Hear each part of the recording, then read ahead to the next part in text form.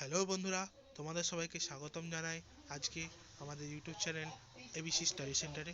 তো আজ আমরা তোমাদেরকে মাধ্যমিক জিওগ্রাফির কিছু সাজেশান বলবো 2024-এর, যেগুলো খুব অত্যন্ত ইম্পর্টেন্ট প্রশ্ন, যেগুলো বড় কোশ্চেন তোমরা দেখতেই পাচ্ছ। তো মাধ্যমিক ভূগোল 5 নম্বরের প্রশ্ন সাজেশান দিচ্ছি আজকে। তো এখানে যে কটা সাজেশান আছে এর মধ্যে দিয়ে তোমাদের 100% কমনের আশঙ্কা রাখছি, কারণ আমি এর আগেও বলেছি আমার যে সাজেশান দেয় সব 100% কমন থাকে। তো আজকে সাজেশান দেখে নিতে পারছো। প্রথম আছে কি, হিমবাহের ক্ষয়কার্যের ফলে সৃষ্ট ভূমিরূপগুলির পরিচয় দাও।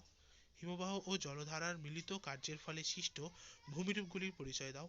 উষ্ণতার তারতম্যের ভিত্তিতে বায়ুমণ্ডলের স্তর বিন্যাস করো। পৃথিবীতে বিষ্ণু উষ্ণায়নের প্রভাব বা ফলাফল আলোচনা করো। এরপরে আছে 5 নম্বর, বায়ুচাপ বলের সঙ্গে নিয়ত বায়ুর সম্পর্ক আলোচনা করো। নিয়ত বায়ুর গতিপথ ও প্রভাব আলোচনা করো। সমুদ্র স্রোতের প্রভাবগুলি আলোচনা করো। ভারতের পূর্ব উপকূল ও পশ্চিমবঙ্গের কূলের মধ্যে পার্থক্য লেখো।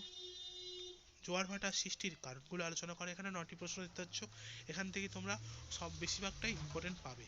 এরপরে আছে 10 নম্বর কোশ্চেন, প্রশ্ন বরাবর হিমালয়ের শ্রেণীবিভাগ আলোচনা করো। এবার বলেছে ভারতে গম, চা, আখ চাষের অনুকূল ভৌগোলিক পরিবেশগুলি আলোচনা করো। তোমরা জানো প্রত্যেকবার পরীক্ষাতে অনুকূল পরিবেশ নিয়ে একটা কোশ্চেন আসেই। তো এবারের জন্য চা, গম আর আখ খুবই ইম্পর্টেন্ট। তো এর মধ্যে দিয়ে তোমরা একটা ইম্পর্টেন্ট পাবেই। ঠিক আছে।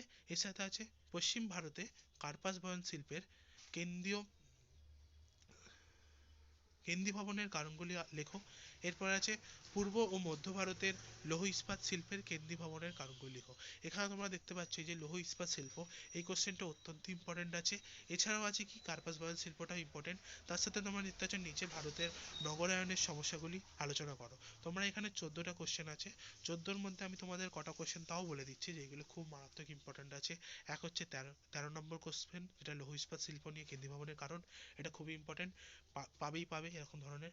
এরপরে আছে অনুকূল পরিবেশ, এটা তো 100% তোমরা পাবেই, পড়বেই। ঠিক আছে, অনুকূল পরিবেশের একটা না একটা পাবে। গম, চা আর এই তিনটের মধ্যে তুমি দেখতে পাচ্ছ কমন থাকবে, কারণ পয়েন্ট সব একই হয়, লেখাটা একটুখানি চেঞ্জ হবে খালি, আর কিচ্ছু নয়। এরপরে এখানে তোমরা দেখতে পাবে যে সমুদ্র স্রোতের প্রভাব, এটাও খুব ইম্পর্টেন্ট আছে। জোয়ার ভাটা সৃষ্টি, এটাও খুব ইম্পর্টেন্ট আছে। ঠিক আছে। এছাড়াও তোমরা সামনের দিকে দেখতে পাবে যেটা হিমবাহের ক্ষয়কার্যের ফলে সৃষ্ট ভূমিরূপ, ওটাও অত্যন্ত ইম্পর্টেন্ট, কারণ এই চ্যাপ্টার দিয়ে এবারে সবচেয়ে বেশি প্রশ্ন আসার কথা। তার সাথে বিষ্ণু উষ্ণায়নটা করতে পারো, উষ্ণতার তারতম্য। তো এই কটা কোশ্চেনই তোমাদের আমি বললাম।